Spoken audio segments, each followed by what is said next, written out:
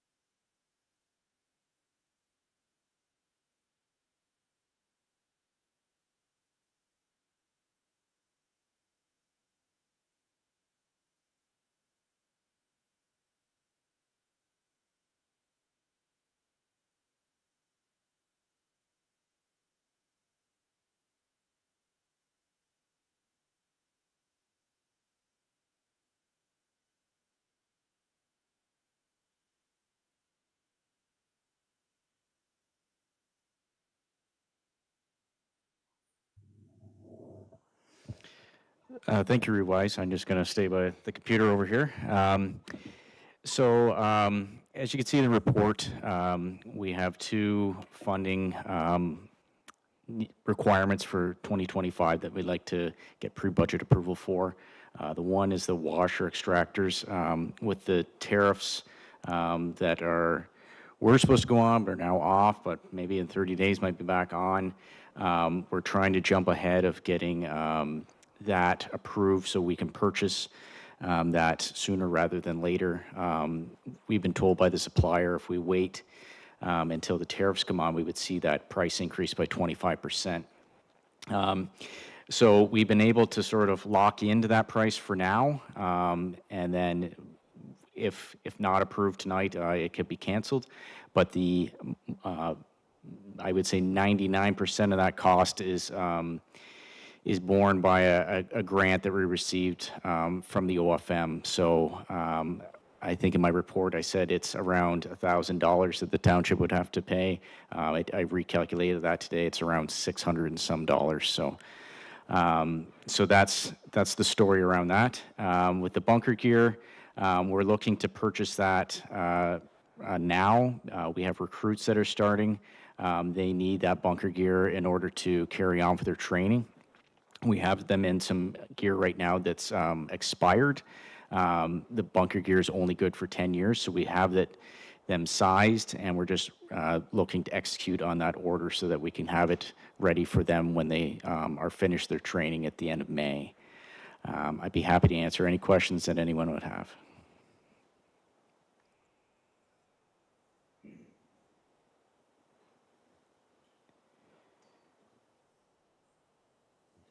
Through you, John. Yeah, this is, I understand that time is of the essence on this. I read this, and thank you for being proactive on that. Any money we can save the ratepayers is money well saved. The one thing is I have no problem with this. Going forward, if we can, we got to do our very best to try and find any possible Canadian alternatives to our purchases. We got 4 years of dealing with this on and off, I think. So obviously this, we don't have time for that this time. But in the future, I know that's probably not something I have to mention, but just wanted to bring it to everybody's attention going forward, right?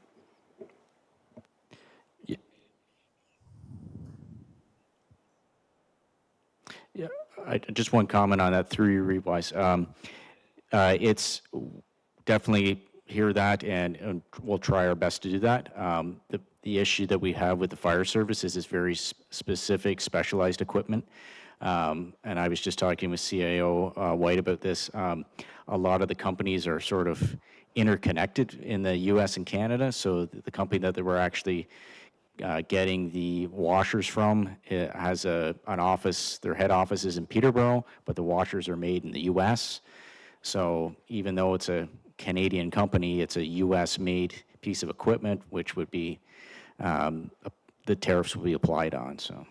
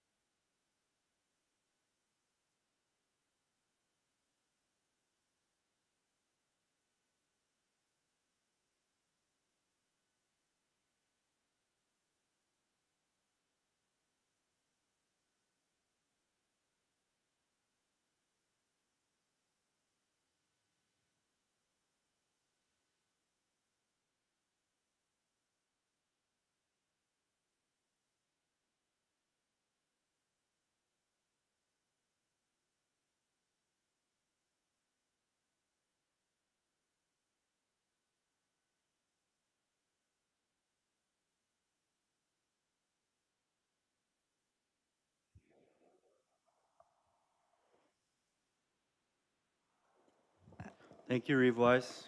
And through you, just a very quick overview in addition to the report that was drafted or provided for council's agenda on the agenda this evening. We attempted to provide a policy background as it relates to what ought to be considered when considering closing a municipal road allowance that's currently unoccupied or unmaintained.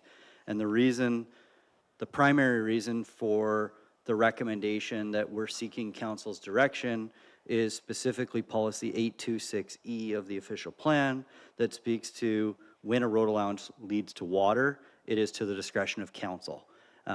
We have completed a technical review internally with applicable technical agencies, Public Works Manager, Emergency Services, et cetera, and we have no concern from a staffing perspective as it relates to closing up a portion of this road allowance. However, of course, it does lead from County Road 13 to the water of White Lake, so we wanted to make sure council had its ability to exercise its decision given that policy direction. And secondly to that, staff have had communication with Deputy Reeve Davison, and him and I essentially called it the orphaned piece, for a lack of a better term. If we were to close a portion of this road allowance that is immediately adjacent to the property in question, 416D County Road 13, there would be a chunk or an orphaned piece of road allowance that we would retain ownership of from County Road 13 in approximately halfway to White Lake. And of course, that's in the future essentially useless because it doesn't provide that connection to the navigable water body of White Lake. However, it's just that's the essence of what would be the resulting situation if the easternmost portion was closed. We have, or I'm happy to answer any questions that may be received in and above the staff report. Thank you.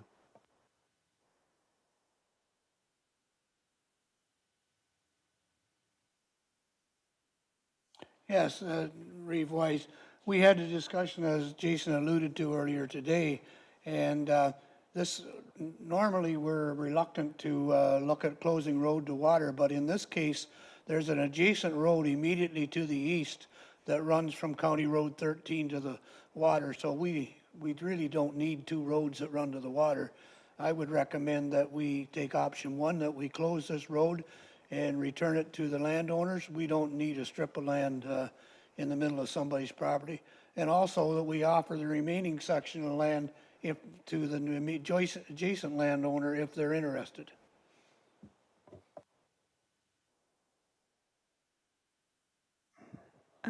Sorry, can I interrupt, Revoice? So we have yeah, so if the mover and seconder want to choose option one or option two, and then add the addition of closing up the remaining portion of the road allowance and offering it to the neighbor on the road, we can form that into the motion.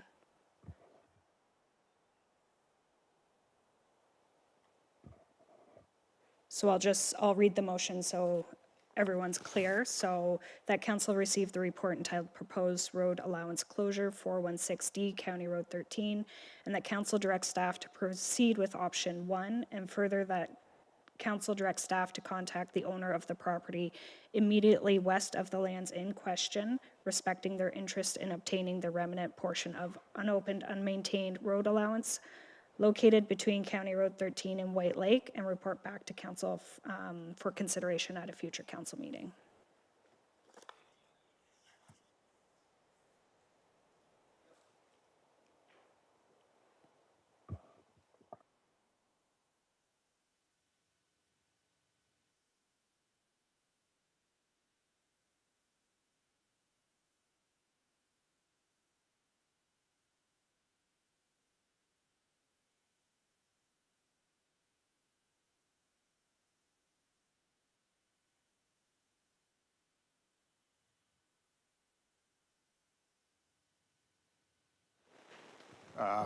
Through you, Reeve Wise, thank you. The report is just to close the loop on the request for support in funding through CANERB that came through the council in March. And then there was a follow-up request in support of a short-term loan to the organizers just before Christmas. That request was not successful, but we were still involved and still had obligations through the agreement originally initiated through that request in March.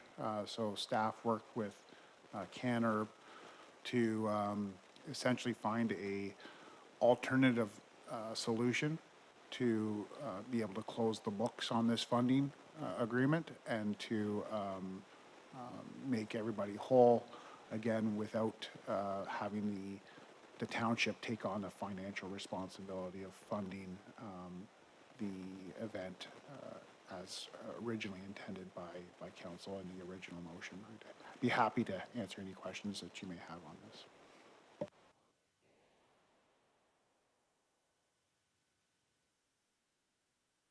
Yeah, it's not a question, I think it's just a quick statement. I want to thank staff for finding a way around this. It was a difficult thing to say no to, but it put us in an odd position, and this was wonderful to find a solution that seemed to work for everyone. So thank you very much for thinking out of the box and looking after our people and keeping us in a position that makes sense for the ratepayer.